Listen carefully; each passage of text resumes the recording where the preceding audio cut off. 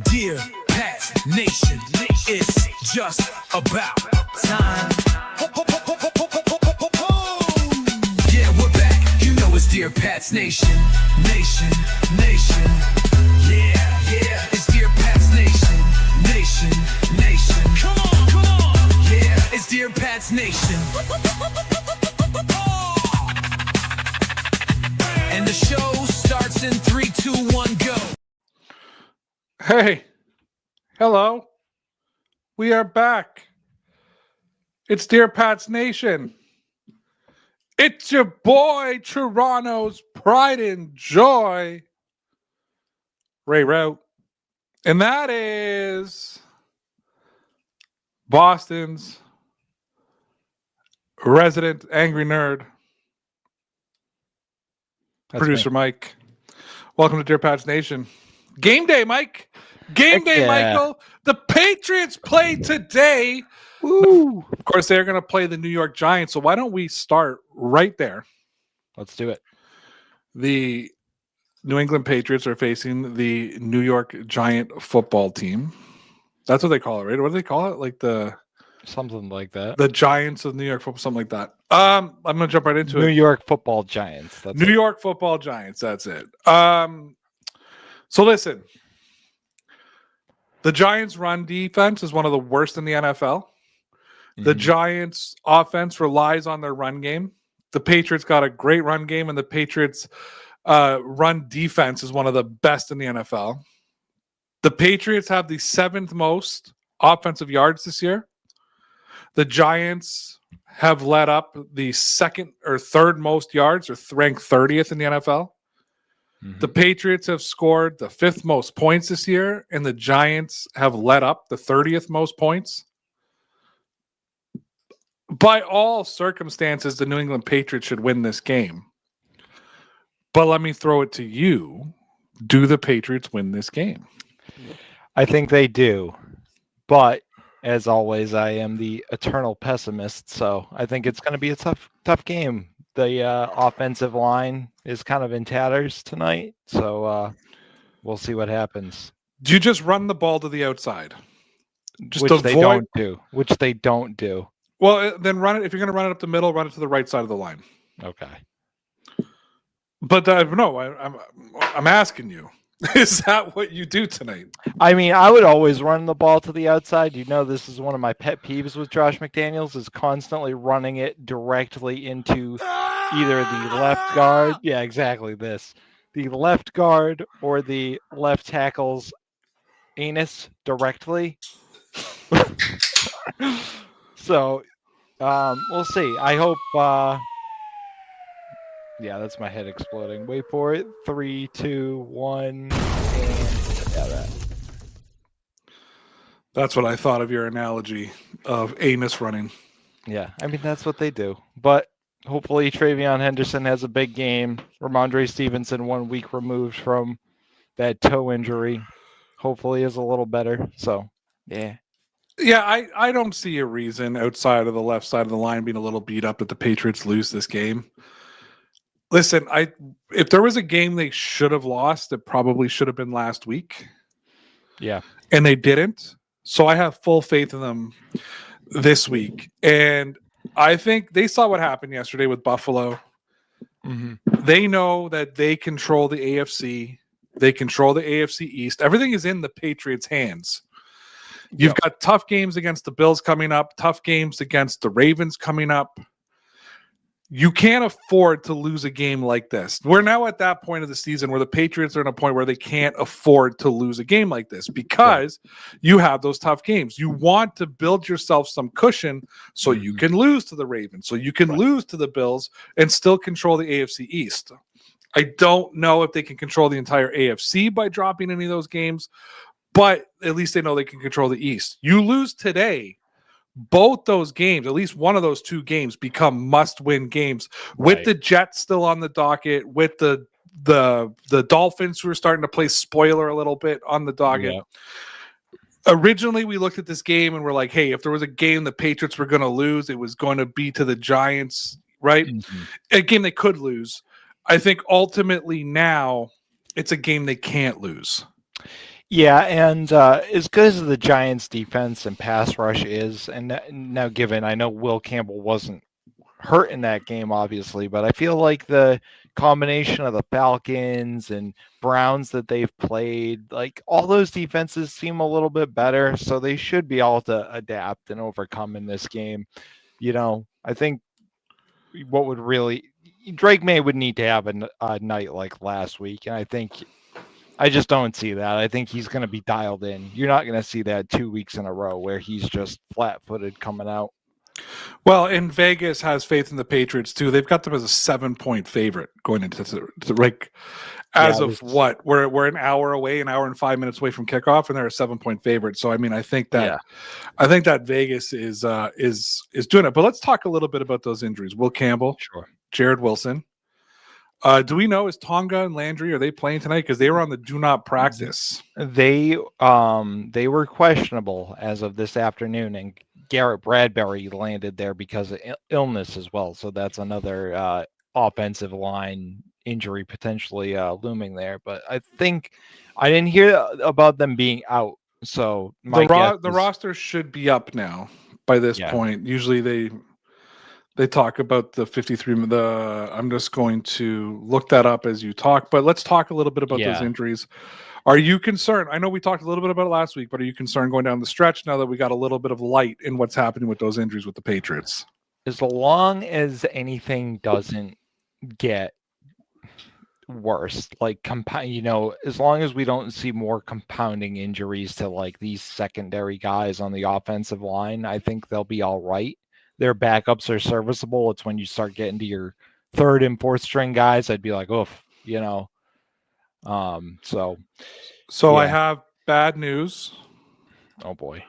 Tonga is inactive for tonight. Oh, he is inactive. Okay. And that's tough for that interior defensive line, because that's now their two best interior defensive linemen basically missing from the game. Yeah. So and you've got Landry who's going to be playing on one foot. So the injury bug has hit the Patriots probably at the worst time of the season. It's hit them at a point when they don't want them to be injured, and they're going through it.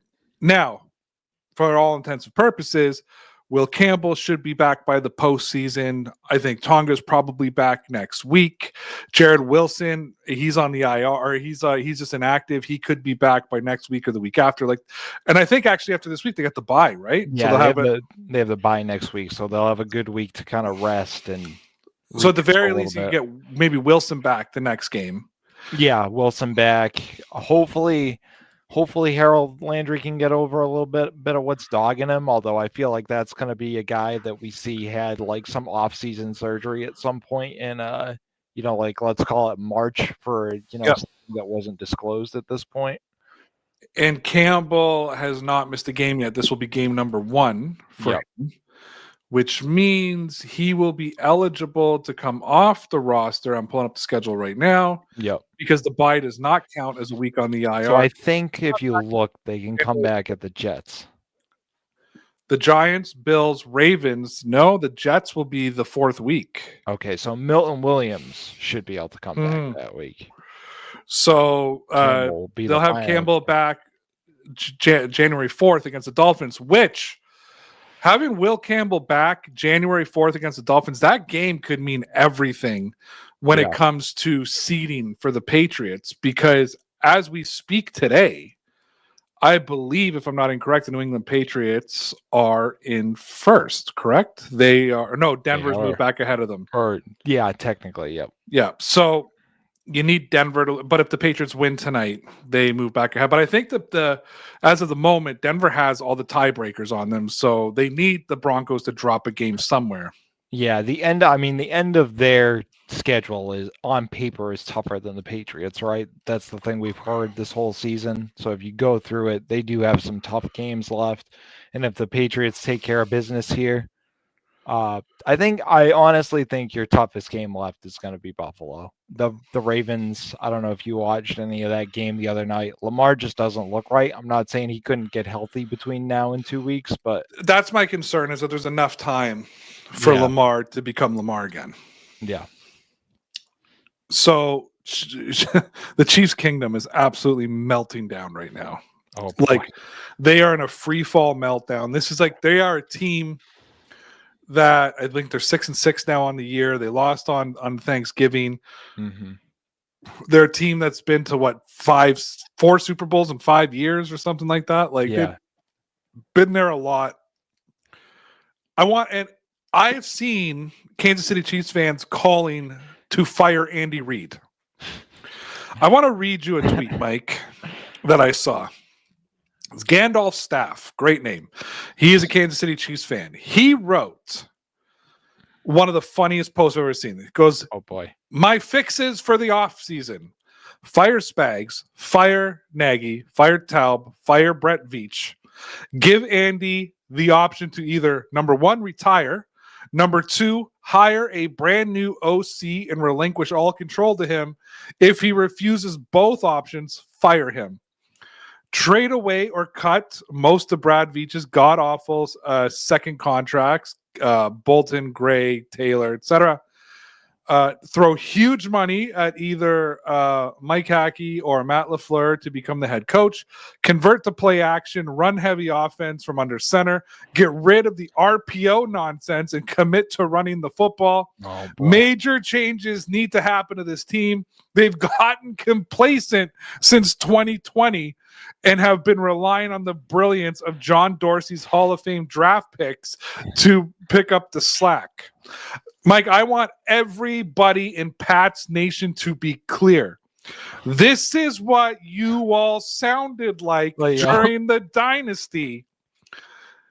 And I hope you all realize how stupid you sounded, because that's how stupid the Chiefs kingdom sounds right now. So I didn't want to cut you off, but that's exactly what I was thinking. You know, in the middle of, let's call it like 2015, you know, you would have heard something like that. Mike, I heard this coming off the Super Bowl loss to Philadelphia when the Patriots had gone to 3 Super Bowls in 4 years. Don't forget, 2014, Super Bowl appearance. 2016, Super Bowl appearance. 2017, Super Bowl appearance. The Patriots had won 2 of those 3 Super Bowls, and they were ready to fire Belichick, blow up the team, because they have done it. The Patriots have done a disservice to Tom Brady. So watching Bills fans and Chiefs fans have these meltdowns on a week-to-week basis just reminds me of the glory days in New England, not just with the stupid Boston media, but amongst the Patriots fan base. Yeah. I remember having to come on air week after week after a 21-point win, trying to convince everybody everything's okay. The Patriots don't suck that much. They won by 21 points. It's hilarious to me just to say like, oh, Andy Reid's not good enough. It's like, it's not. Andy Reid and Steve Spagnuolo are like the 2 best respective coordinators at their positions in the whole football league. Yeah. Like period, end of story. Like, I know Andy Reid's the head coach. For somebody who can, he's the head coach, he's not the coordinator. Like, listen, Matt Nagy's just doing the install there. We all know what's going on. This is what happens, like you said, this is a direct quote from you. This is what happens when you draft 30th or 31, 32? 31, 32 every year. They've been they go to every Super Bowl. So they're drafting, if they win, they draft 32nd. If they lose, they draft 31st. And you know what they haven't been able to do like the last year and change is attract a star because of that winning. Well, and enhances the team. That's what they can't attract a star that's willing to. There's not a guy out there right now who wants to win a Super Bowl. Right. But let's also remember too that the stars, and I can't quote this enough, the stars the Patriots, at least offensively, were to attract were like Hogan and Amendola. Like, those were the stars right. that the Patriots brought in. I mean, Amendola was the biggest signing of like 4 years at one point. He was supposed to replace Wes Welker. Like, that was Belichick's plan. But anyways, yeah. But what you're not getting is the Chris Longs, who just want to win a Super Bowl, who's taking the veterans minimum to win a Super Bowl. You're not getting those guys. Your other guys want to get paid. Your quarterback contract. We talked about this last week. It's going to happen with Drake May. But Mike, I want to talk about this. So we went into this season thinking Kansas City probably going to go to the Super Bowl, represent the AFC. We know it's difficult, but if anybody's going to do it and go back to back to back to back Super Bowls since the Buffalo Bills lost 4 Super Bowls in a row, probably going to be the Kansas City Chiefs. Kansas City's not going to make the playoffs this year. And I feel confident saying that now, because not only do they have to turn it around, a lot of other teams have to collapse in order for them to get into the playoffs. Path math, Patrick Mahomes sounded dejected the other night too. That was the first time I think after that game he was like, "Yeah, we just have to win out every game at this point." It reminded me of like Tom Brady in 2019 when they were winning, and he was like, "Yeah, we're a great team." You mean when they're 8-0, he was the most depressed 8-0 quarterback in the NFL because he saw what was happening in front of him. They couldn't move the ball offensively. Yeah. Well, don't forget, that was the Antonio Brown year. That's when things were supposed to be amazing. And then Mohamed Sanu became the guy who never really got it together in New England. Right. So Kansas City's not going to make the playoffs, again, unless everybody else in front of them collapses, or at least enough people in front of them collapse. Because when you look at it from a wild card standpoint, Kansas City is 3 points behind, or three teams behind the Houston Texans, who are still not in the playoffs. The Buffalo Bills at this moment have that final wild card position. But so Kansas City's not going to make the playoffs. The Buffalo Bills are not the team they once were. I'm not afraid of the Buffalo. I'm not afraid to play the Buffalo Bills as a New England Patriots fan. Okay, the Indianapolis Colts are finally showing. You want to talk about fool's gold? It just drives me crazy that everybody keeps talking about the Patriots fool's gold, but all these same guys were crowning the Colts all throughout the season. When you and I sat here and continuously said the Colts are not the team that their record is showing right now. No, and the same thing that has happened to the Patriots has happened to them. That's why this is going to be a big game for the Patriots to show their resiliency, right? The Colts took some injuries, and all of a sudden they don't look like the same team. You know, your big acquisition, Sauce Gardner, plays like 2 snaps and comes up with a hammy or whatever. So it happens this time of the year. You need. That's why Mike Vrabel said it best the other day. No excuses.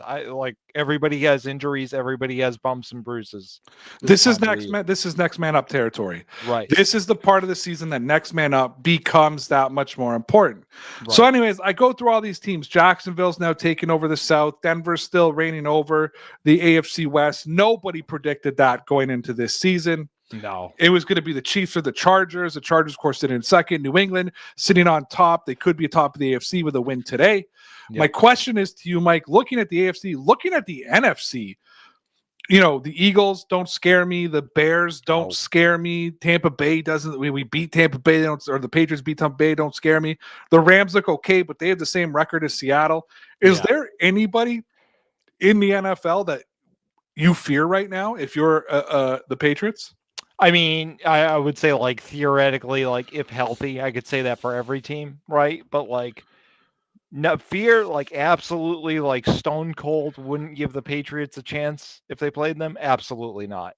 Then, like, no question. I give the Patriots a puncher's chance against any team. And if fully healthy, I think the Patriots are actually, and I'll say that for, all these teams. I think the Patriots are better than most of these teams right now. Can we go through the AFC? Sure, let's do it. We kind of did this exercise preseason. Sure. Let's go through it now. I just want a simple yes or no. Yep. Actually, no. I want the Patriots are better. Okay. The Patriots have a chance. The Patriots have no chance if they had to play this team. Okay. Let's start with the East. The New York Jets. Better. The Miami Dolphins. Better.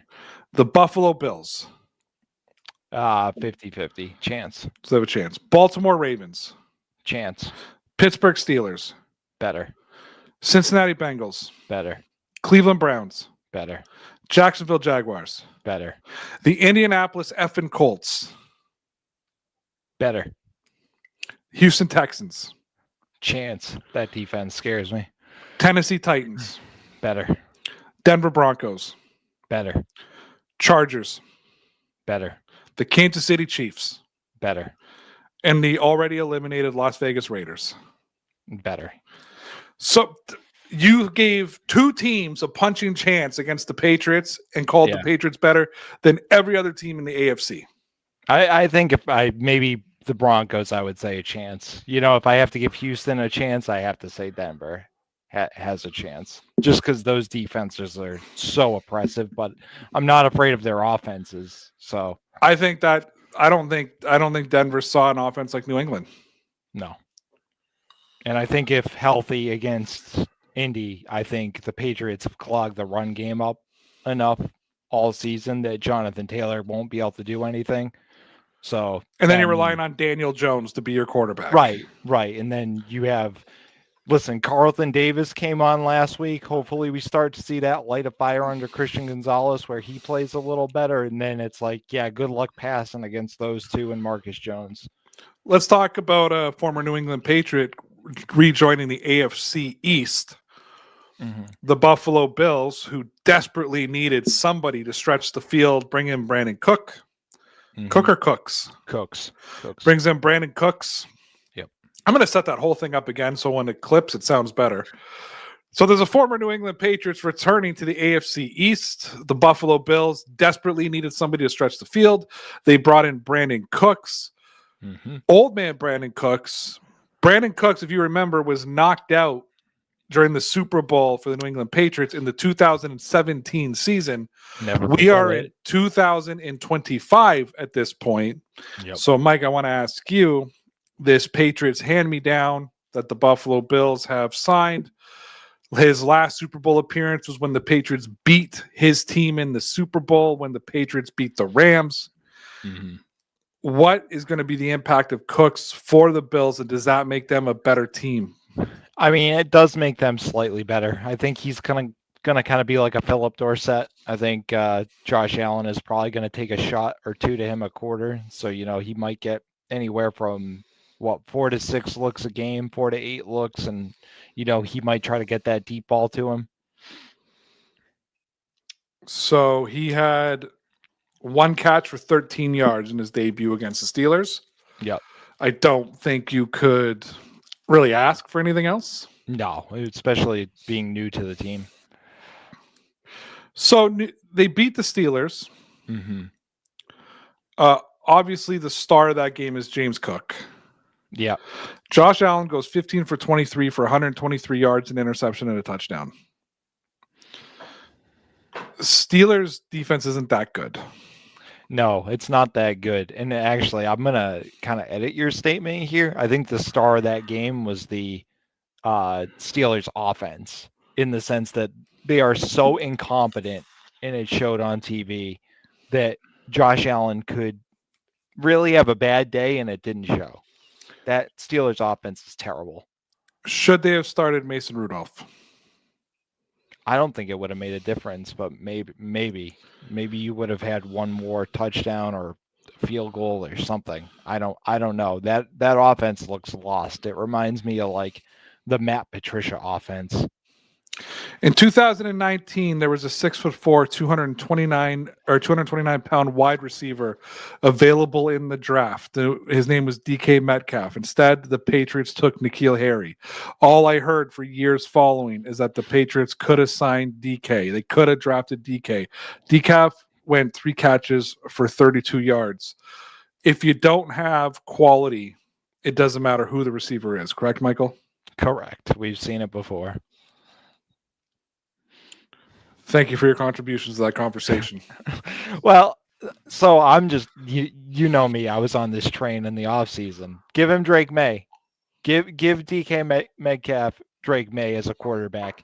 See what Booty's doing, multiply it by about 2. They'd probably have that not record, but whatever it is that Devontae Adams and Matt Stafford have right now, like the 15 touchdowns. I honestly think that would be Drake May with DK Metcalf. So, Keyshawn Booty, like that guy, claimed that he was going to be a first-round pick, but went back to school, got hurt, blah, blah, blah, blah, blah. Yeah. Do you think that he was first-round material ever? I remember following that draft a little bit, and it was, I don't know about first round, but they were definitely talking about him as like a high second round pick coming out. And it wasn't just an injury. It was an injury and then like how hard does he work? He had been in trouble, blah, blah, blah, blah, blah. So you and I never got to discuss the Patriots win over Cincinnati. We both cut separate videos that I stitched together and streamed live. Did you? I did on Tuesday. It went up on Tuesday. I was in Halifax. We had told the audience we wouldn't be here. Thank you to all two of you that are here right now, making it worth it to be here. Hell yeah. Hunter Henry had 7 receptions for 115 yards and a touchdown that game. That was kind of what we were begging for. On top of that, not only did he have 7 catches for 115 yards, Austin Hooper had the second most catches with 3, only for 39. So I would have liked to have seen more yards. But not only is Hunter Henry really involved in the game, 1, 2, 3, 4, 5, 6, 7, 8, 9 players caught a football from Drake May. Yeah. Which I love watching Drake May just spread the ball around the field. I love Stephon Diggs having 2 catches for 20 yards and it not mattering. Yeah, that to me is impressive how bought in he's been with like that kind of role where it's like, oh yeah, some weeks you're gonna have the 120 and some weeks you're gonna run interference basically the whole time. And he again is okay with it, seems bought in. I don't know if he loves it, but he'll give you the appearance that he likes it. So what are your overall thoughts about Henry finally getting involved in a game plan? Do you expect the Patriots to carry that going forward, or was that a famous Josh McDaniels plan for the team you're playing? I think that's a plan for the team you're playing, right? Because this week I wouldn't expect him to catch a ton tonight. I'll be honest with you. Both tight ends are probably going to be in pass protection a lot, or just in protection period, due to some of the offensive line woes. That being said, I like them putting on film again that Hunter Henry is a threat, because I think in a couple of weeks that's going to open up some things and they're going to go, oh shit, we can't let Henry leak out because he'll go 30 yards on us. So I want to give you a quote, Mike. Last week in the locker room, Mike Vrabel said to his team, "This shit isn't easy, and I want you to understand that. We need everybody in here. If you guys didn't understand that already, you saw that today." And of course, that's against a team you just watched 2 of your teammates go down in a tough win. Right. Ben Valend writes, a noticeable lack of energy for a winning locker room. Is it just time for Ben Valend to kick rocks and go home? I mean, sure, why not? He is not a friend of the program, number one, as we know. But, I mean, first of all, you were down 10. You came back. So clearly there was some energy. Like, they were really worried about their teammates who had been hurt. So I understand being a little deflated. And yeah, they're tired, but that doesn't mean you have no energy. I think they showed the locker room video a little bit later that night than they had, and everybody was like, oh, they didn't have the locker room video. Mike Vrabel didn't go shake everybody's hands, probably because he was running back to check on his guys that went down. And everybody was like, oh, this team's deflated and this is the end. Like, let's relax. Let's relax a little bit. The team that's on an 8-game winning streak is deflated. Yeah. Yeah. It kills me. And listen, we have a podcast every single week. I need to come out here for one solitary show and figure out what we're going to talk about. I am not looking forward to the off season. The off season is the hardest time. You and I are trying to figure out how we're going to do that. Are we going to do it once a week? Are we going to do it once a month? How's it going to work? Because it's tough to come up with content without repeating yourself or without manufacturing a story. So I understand that Ben Valend has to write an article every day for the the Boston Globe. I understand that all of the WEEI and the fan guys and all the whatever the radio stations out there, I understand that they need to come out every day and fill 3 or 4 hours of airtime. Right. And then the next show needs to come in and fill 3 or 4 hours of airtime, and you have to generate content. I totally get it. Content is king. I'm going through it right now. We're 29 minutes in the show. I've gone through all our talking points. I'm not prepared to go any further. And now you and I got to figure out how to go through the next 30 minutes. So I totally understand that they need to find their content. But the stretch that the Boston media takes on a day-to-day basis to take down this New England Patriots team just makes me sick, Mike. Yeah. Like, get a effing life. Like, go do something else with yourself. Maybe find a happy narrative. Go find every NFL player has a cool story. Why don't you go ask one of them about, saving a kid from a burning building? I'm sure one of them has done it. Like, do something productive with your time rather than having to sit there and manufacture BS on a day-by-day basis. Yeah, it does. And again, I listen to a lot more of it than you do. It becomes oppressive because I get it, right? Negative spin sells more than positive. But at some point, you're right. Like, let's be honest with ourselves. In fact, he had it friggin' embroidered on his jacket today.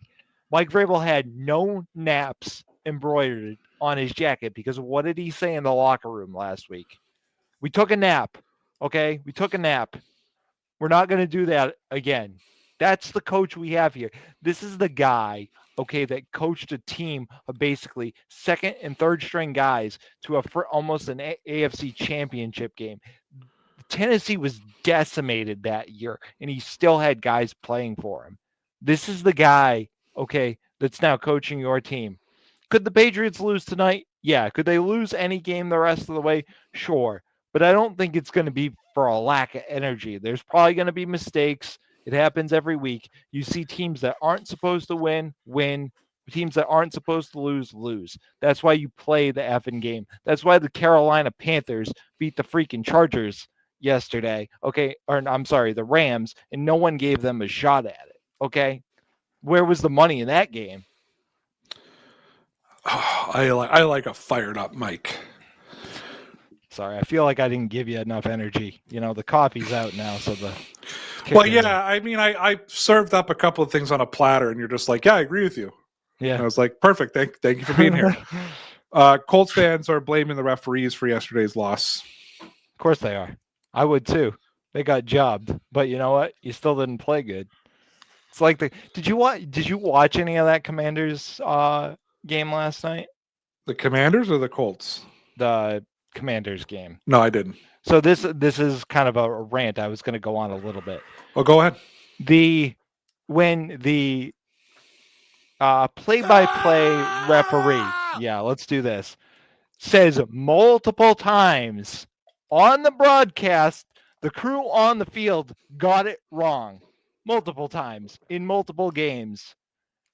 They need to freaking do something. Like, this is ridiculous. Like, oh, they can't do that, or they can't throw a flag for that during replay because it would lead to like this disastrous effect where I don't care if you see something that's devastating and it happens in game, there should be some kind of repercussion for it. And I don't mean a makeup call, because I don't know. You know me. I have my conspiracy theories about the NFL and their narrative. Like, listen, they're not trying to necessarily rig the entire NFL, but I think it is essentially sometimes their job to go, we don't necessarily need this team in the playoffs. Well, it's actually been kind of funny that I think they now realize that when the Chiefs aren't winning, they're not the ratings cow, right? And that you have to be a winner to get the ratings. And suddenly they have one game where the referee's just being called fairly. It's like, it's not one-sided. It's just a fairly called game. And Chiefs fans are flipping out to see a fairly called game. And listen, I'm a New England Patriots fan. If you don't think that I know we benefited from calls from the NFL, that every benefit of the doubt went the Patriots' way, I totally do. Mike, I used to come on here and Patriots would be like, the refs screwed us. I'm like, no, they didn't. No, they didn't. The refs had absolutely zero impact on this game. This was all the Patriots that just played poorly. I don't know, but I do want to put a shout out right now to Kristen Kimmick, friend of the show, one of the only Buffalo Bills fans who is friend of the show. As you know, she is the executive director of the Bills Mafia Babes, and they do a lot of good work for the community. So she shared something, and I want to be able to share it. So go follow her at Kimmick86, at KIMMICK86. She wrote, "Hi everyone, we the Bills Mafia Babes could use some help with an initiative we're working to add the funds we're raising this month for Christian Benford's new charity, 47 Hearts Foundation. We'll be at the Holly and Hops Holiday Market with a gift wrapping station as you exit. Each dollars spent will go directly to the fund being passed to his foundation at the end of the month, where we could use some help. I've attached a link to an Amazon wish list below for the materials used to get it done. If you're able, we'd appreciate it. We're all stronger together. Go Bills. The Bills Mafia Babes do a lot of good stuff for the Buffalo and the surrounding community. Yeah. So as much as we hate their football team, we always want to help out, especially Kristen and the rest of the Bills Mafia Babes. So go check her out at Kimmick86 and go help them out with some supplies so that they can help charity. Buffalo Bills always rallying for their fans, well, their fans and the team. So yeah, aside from the football, good community up there. Okay, so where do we want to go here? I'm literally cruising Twitter trying to find content for the show right now. We could call it early and just say thanks. Have a good night, everybody. Here's a fun one. Patriots All-Pro cornerback Christian Gonzalez this season. This is via PFF. You know my feelings on PFF. I always say take it with a grain of salt. But 344 coverage snaps, 54 targets, 26 catches allowed, 5 pass breakups, 45 total tackles, 0 missed tackles. Gonzalez has allowed a reception 7.6% of the time that he is on the field in coverage. 7.6%, Michael. Yeah, that's good. That's a pretty good percentage if you're a cornerback. Yeah. How important was it for the Patriots that he came back healthy this season and stayed healthy once he was back on the field? I mean, we've seen it, right? The games where he wasn't involved, they either struggled or lost, and now that he's out there, he hasn't been perfect by any means, but he clearly is a difference maker in the end of that defense. Even if he's not playing great, they're still respecting him enough to the point where they're generally not passing his direction.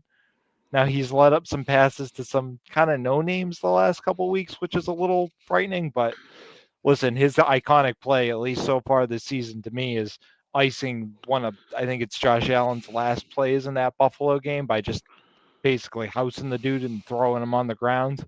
So, can we also call upon Patriot fans to make sure that they're going out, they're voting, they're getting on X, using the hashtag. What is the hashtag for it? The hashtag.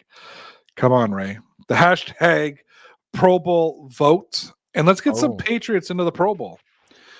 I mean, I want them to be playing the Super Bowl and not interested in playing the Pro Bowl and just opting out, but let's get Drake May there. Let's get Christian Gonzalez. I think we need to get Harold Landry in the Pro Bowl. I think he deserves to be there. Just vote him in. Why not? Best fan base, we can do it. Do you not believe that Landry deserves to be in the Pro Bowl the way he's playing this season? Who, Harold Landry? Harold Landry. 2 sacks?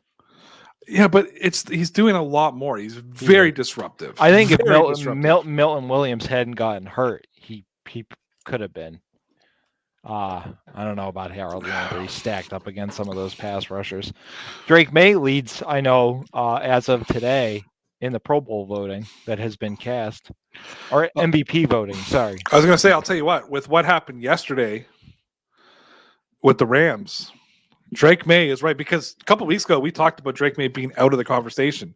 Yeah, he had a bad game. Stafford looked on fire. Mm-hmm. Like, can we now just all acknowledge it's a two horse race? Yeah. Yep. It's an absolute 2-horse race, and I think that Drake May have. If he has a good, listen, if they somehow win out or go against not Miami, if they go against Buffalo and the Ravens, as well as win tonight and win, and he has a good, I'm not even saying great, I'm not saying like 6 touchdowns, 300, I'm saying like what he's been doing, he's gonna win it, or he should win it. Do you want to hear a non-football fact that I learned today? Oh boy. Did you know that if you hang around cheaters and people who commit infidelity, you are 10 times more likely to cheat on your spouse? Really? Yeah. I mean, that makes sense. It tests your moral code and so I heard this on the radio today. And the example they used I thought was really, really great. He's like, it's like, when you go out with your buddies who are drinking, you're like, oh, I'm not going to drink tonight. And then like you see everybody drinking, you're like, all right, pass me that one bottle. drink. Yeah. Yeah, so I think it was interesting. You seemed just as less surprised. Like my wife was not surprised when I told her. It surprised me when I heard that fact. No, people succumb to peer pressure. They do.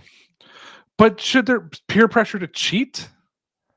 Yeah, that's a little extreme, but it still doesn't surprise me. People do a lot behind closed doors when they think nobody's watching. What do you do, Mike? Nah, not much. I'm a nerd. I play with Legos and my dog. I did Lego this week. Hell yeah. I built a Donkey Kong set. Nice. And now I'm going to build Pluto. Good stuff. Have I showed you? I did a Wicked Jurassic Park piece. I got it for Christmas last year. It's long. It's like a big one like this. And it's a T-Rex and it's the Jeep and the Jeep is upside down and it's sick. I think you sent me a picture of it. Yeah. Yeah, it's baller. So I asked ChatGPT to give me 5 current New England Patriots facts. You want to hear what it gave me? Oh boy. Yeah. The Patriots began their life as a franchise in 1959, originally named the Boston Patriots. The first season was 1960. That's the current fact that I asked for. Gotta love ChatGPT. You want a hard-hitting fact? This is the first season under head coach Mike Vrabel. Wow. No way. Gotta love it. Gotta love it. This is their first winning season since 2021, though. I mean, that's got to be a good fact, right? We haven't discussed that. That's the Mike Vrabel turnaround. It's been real. It's been good. All right, Mike. I don't think anybody's going to hate us if we just say. I mean, the game starts in 10 minutes too. We don't want to. I think so. Typically, we talk about yesterday's game, but yeah, there wasn't yesterday's game, and I didn't want to talk. We could have talked more about the Giants. Yeah. But I need to clip this for the next week. Yeah. It'll be a relevant conversation. Actually, one little thing I will mention, because we didn't really talk about it now that I think about it, good, is Cincinnati's defense this week against the Ravens kind of made me feel a little bit better about the Patriots game last week. It looked like they did something with their defense and it held, so the Patriots didn't just have a bad day. It was like, oh, the Bengals have actually fixed something. So that's a little, grain of salt to take away from that game, that I was like, oh, all right, maybe we didn't suck as bad as I thought. Hey, we didn't suck. We didn't suck. Let's hear it for the Buffalo Bills. Let's hear it for the Kansas City Chiefs season.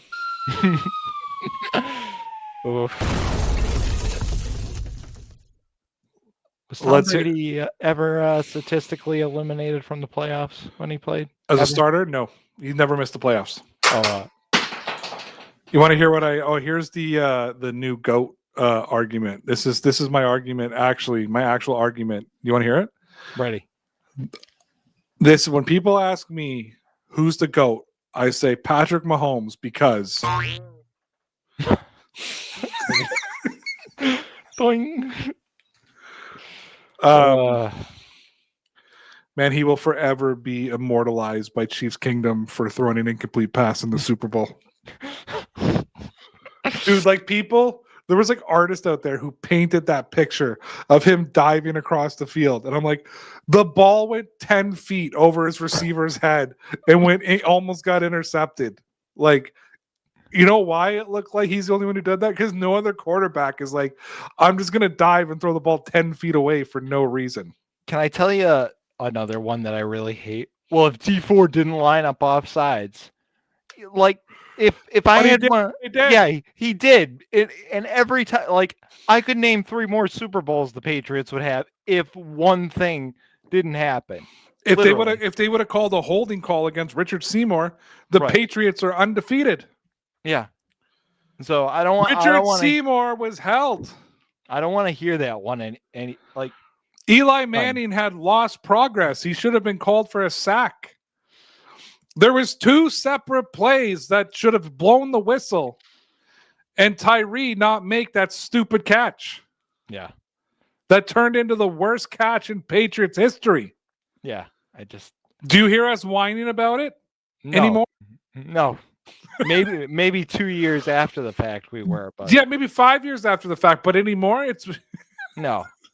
No, and I still hear, well, D4, like, listen, that is what is that now? That was 2018. maybe don't get shut out in the first half, and the D4 offside means nothing.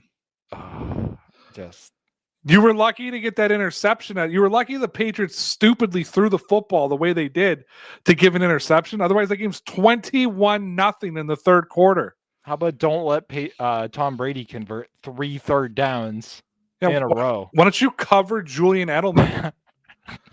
How about when Julian Edelman's running up the middle of the field, you have somebody cover him? Maybe that could have made a difference. You know who I respect?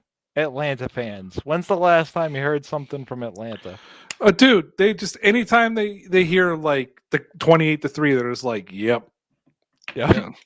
Because what are they gonna say? Well, if Matt Ryan didn't get sacked and we didn't, choke out Chris Long, we would have won that game. That's a good one. Like, you take your lumps like a man. Dude, how many times have I said the Patriots Super Bowl against the Eagles when they lost? How many times have I said to you that's one of the best Super Bowls I ever watched? When else are you going to have a quarterback throw for 500 yards? Listen, if I wasn't a Patriots fan, I would have loved that Super Bowl. Yeah. I loved that Super Bowl until Tom Brady fumbled and the game ended. Nobody talks about that either. Everybody always talks about Malcolm Butler. Ugh. Have I asked you this before?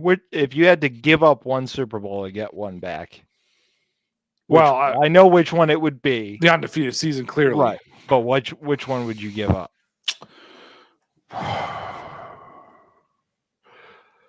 Probably one of the first ones. Not the first one, obviously.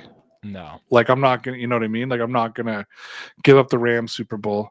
I'm not going to give up the second Rams Super Bowl. I'm not going to give up Seattle because that was the first Super Bowl in 10 years. Actually, but if you give me back 2000, it's still 7-14 is a long time. Yeah. I'm going to say, you know what? The Panthers Super Bowl. It was good, but that game really meant nothing to me. Like, you beat Jake Delhomme. Yeah. The Eagles, you can't really give up the Eagles Super Bowl. McNabb throwing up in the huddle, T.O. and all that, Andy Reid, Eagles fans crying. Like, you can't really give that one up. The Panthers one, probably. Yeah, it's tough for me. Because I don't want to give up any of those first three because that's what made the dynasty. You're right. But how do you give up? Okay, so let me ask you, how do you give up Seattle? I think if I had to give up one, it would either be Seattle or the second Rams Super Bowl. But it would be hard. But again, Seattle's the Super Bowl that reignited the dynasty. Right. It's just for the undefeated season, like. But if you don't have Seattle, the Patriots are going almost 10 years again. Right. Between the undefeated season and 16. Now, yes, Brady gets to 5 quicker. Brady gets to 6. It's quick, actually stays the same after that. But Brady gets to 5 quicker. But he gets to 4 quicker. Gets to 5 the same speed. But I don't know. To me, I think I get what you're saying. But I think get to the Super Bowl and lose to the Panthers, get to the Super Bowl and beat the Giants in 07. Yeah, to me it's tough because Seattle reignited, a fire. Actually, I'm going to take that back. I want the second Giants Super Bowl. You want the second one without Moss? As much as I wanted the perfect season, obviously. Yeah. 11 was actually 11. Okay, so going into the perfect season Super Bowl, number one, I thought New England was going to win. Mm-hmm. So, my fault. Then they lost, and I felt bitter disappointment. Going into the 2011 Super Bowl, I remember being super nervous. The Patriots kind of struggled that season. Yeah. That was Chad Ochocinco, right? Yeah. That was Gronkowski, Ocho Cinco. Hernandez, Ocho, Yeah. Wes Welker. Well, Wes Welker dropped the football the same way Asante Samuel missed the easy interception to win the perfect season. Wes Welker dropped the football that would have ended the game. But I think for me, I was nervous going into that Super Bowl, and I wanted the revenge so badly because of the perfect season. Like, I didn't want Eli to best the Patriots 2 years in a, like, twice in a row. Yeah. And that one hurt me. And again, Tom Coughlin got the better of Belichick. Like, Coughlin's defense was better than, I guess that would have been Bill O'Brien's offense. Mm-hmm. And Belichick's defense didn't quite do enough. And even letting them score and them trying not to score, and the Patriots basically with Vince Wilfork dragging, I think it was Bradshaw, into the end zone to make him score the touchdown so the Patriots get it back. And then Gronk missing that ball by a foot. Because his foot was broken. You know what I mean? To me, as much as the perfect season was great, I still look at the perfect season and be like, look, we had a perfect regular season. Yeah. You can't take that away from the Patriots. You can't take, I don't care if you're like, you got to win the Super Bowl. No, you can't take that away from the Patriots. I want 2011. That's an interesting take. I'd still take the undefeated season just because I respect that. Yeah, just because I know how that kind of stuck in Belichick's craw too, because he was never a fan of Shula, and Shula was never a fan of him. So I think, did you know that the words that came out of my mouth before that Super Bowl that morning, I looked at my dad, and I had gone on this stretch where my teams were losing in championships. Mm-hmm. Patriots hadn't been there in 5 years. Germany had lost the Euro Cup. It just been through this stretch where my teams were losing in championships. Yep. And I looked at my dad and said, "Oh, I finally get to see my team win a championship." And then they didn't. But that's how confident I was. The Patriots were going to win that game. They should have. Yes. But that's how confident I was that the Patriots going to win. I think that's why I won 11, because the undefeated season was I was so shocked that I really didn't know how to process how that game ended. 2011, I was amped up going into that game. I wanted the revenge, and then the Patriots didn't get it.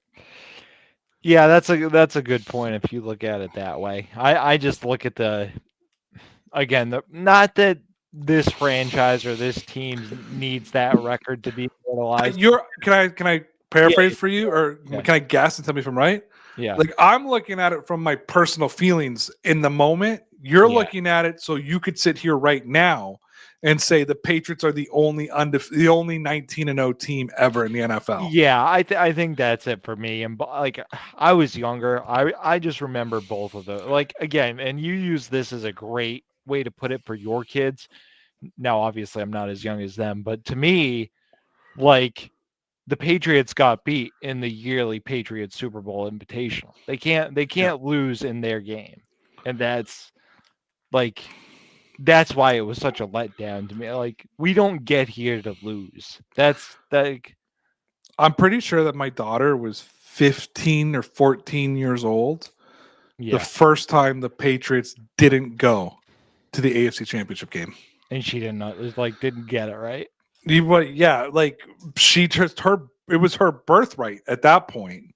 Yeah, that the Patriots go to the AFC Championship game. I have a picture of her and I. She's 6 months old in a Patriots cheerleading outfit, and I'm in my Patriots gear with my shitty hat, and I'm 20 years old. Yeah, and we're watching the Patriots Chargers AFC Championship game. Hell you know what I mean? Yeah. And I don't know if it was the AFC Championship. Maybe it wasn't. No, it was when they lost to the Colts in the AFC Championship game. So they beat them in the divisional round. They beat the Chargers in the divisional round. Yeah. But my kid was 14 years old when they didn't go to the AFC Championship game for the first time. That's how just dominant the Patriots were at that period. Yeah, and then I remember later on too when we started losing to Denver, perennially when Peyton got there and that defense was awesome. That I was just how does this happen? We don't lose this. Let me ask something. If there was any loss outside of a Super Bowl loss, any loss that you could get back, what would it be? Oh, that's tough. That's really tough. Yikes. I don't know. That's a good one. Probably one of the AFC championships in Denver. I'm going to say, you want to hear it for real? Sure. Kansas City Chiefs loss in 2019 regular season. Is that the first game? No. When N'Keal Harry, it wasn't a playoff game. Oh, yep. When N'Keal Harry scored a touchdown, they called him out of bounds. Belichick had already lost 2 challenges and couldn't challenge the foot. I think that loss changed the whole season for New England. Because that Miami game, if they win against the Chiefs, means nothing when Fitzpatrick takes the bye and home field advantage. Instead of having the bye, the Patriots have to host Tennessee. And Mike Vrabel knows how to beat Belichick. Correct. But I think if you play the Patriots at Gillette Stadium in the divisional round and not the wild card round. Yeah. It's a or big no, difference. Was it? No, I think in the. No, because it would have been the. Yeah, anyways. They would have been the 1 seed. They lost the 1 seed and ended up having to play Tennessee. They could have played Tennessee in the AFC Championship game. Sorry. I think to me, that's what changed everything for me. Yeah. That loss to Kansas City was more devastating than the Dolphins loss to lose it, because I think that win, Mahomes finally beat Brady. Yep. And that was sort of the launch into the current Kansas City Chiefs dynasty, which, by the way, ladies and gentlemen, is dead. If you don't make the playoffs, you can start a new dynasty. Right. 2.0. But this current dynasty is dead. I consider the Patriots dynasty 20 years long because they went to 2 Super Bowls in between, went to the AFC Championship game almost every year in between their Super Bowl wins. Now, if Kansas City went again, would you be willing to say, like, oh, then you can bridge it? But as of now, like, you're in a second dynasty. Okay. You can't miss the playoffs and continue the dynasty. The dynasty dies the year you miss the playoffs. The Patriots dynasty died in 2020. Yeah. When Tom Brady left and Cam Newton fumbled in Buffalo. If the Patriots would have went to the playoffs and then drafted Mac Jones and went to the playoffs, Bill Belichick may still be the coach for the Patriots right now. He might. I was having this debate with somebody yesterday about, if you think about the way they let Belichick go, just as far as wins and losses, and I know there was more than that, but let's stick on this topic. He really only had 2 losing seasons. Yeah. I'm not going to really consider 7-9 and then 4-13. Yeah. So you had 2 losing seasons and you fired a guy. Again, I know there's more and we've been over it. Yeah, we don't need to go to revise history. But yeah, no, you're 100% right. And I think that if they make the playoffs with Cam Newton that first year, it totally changes the trajectory of New England. Now, was it for the better? Yes, because now they have Drake May. I don't think they have Drake May if they go to the playoffs against that. But I believe, to me, the Patriots dynasty was pretty much put on life support after losing to Kansas City in some random week 12 game or whatever it was. Yeah. But that changed the whole outlook of the season for them. That might have changed the outlook. I don't know about how much, but could you argue the whole semantics around, N'Keal Harry gets going? Is Tom Brady trusts him a little bit more? Probably not, but who knows? If they go to the AFC Championship game, minimum, does Brady leave the Patriots? Then there's that question. Right? That one more game can mean everything. Yeah. Or nothing, all at the same time. I mean, what was it the year before, right? They were declared dead and buried, right? And we saw that things lined up. So does that change the alignment of everything perfectly? Let's say they get to the Super Bowl. I don't know who was out of the NFC. San Francisco. It could have been Brady versus Garoppolo in the Super Bowl. Oh, geez, that. Think of the headline. See, I don't. Okay, and if you put it that way, I don't think Kyle Shanahan could have said a loud enough prayer to win that game. I think Brady, Belichick, and McDaniels would have found a way to win that game. No, I agree. All right. Game starts in 10 minutes. We've killed the hour, Mike. We did it. Way to go, buddy. That's all you. That was you. Let's have a big hand for Mike. Come on. Dug deep and he found the content. That's what we needed. We will be back next week. Travel season is over for me until January. Nice. So we know we're good for December, at least for the rest of the regular season. And I doubt I'll be going anywhere January 4th. So we can talk then when the Patriots play. Yeah, Patriots, Giants should be a good game tonight. Must win for New England. We'll be back next week. Mike, tell me about those Patriots. They're going to be legit, kid. Dear Pats Nation, it's just about time. Yeah, we're back. You know it's Dear Pats Nation. Nation. Yeah. It's Dear Pats Nation. Nation. Come on. Yeah, it's Dear Pats Nation. And the show starts in 3, 2, 1, go. Good show, sir.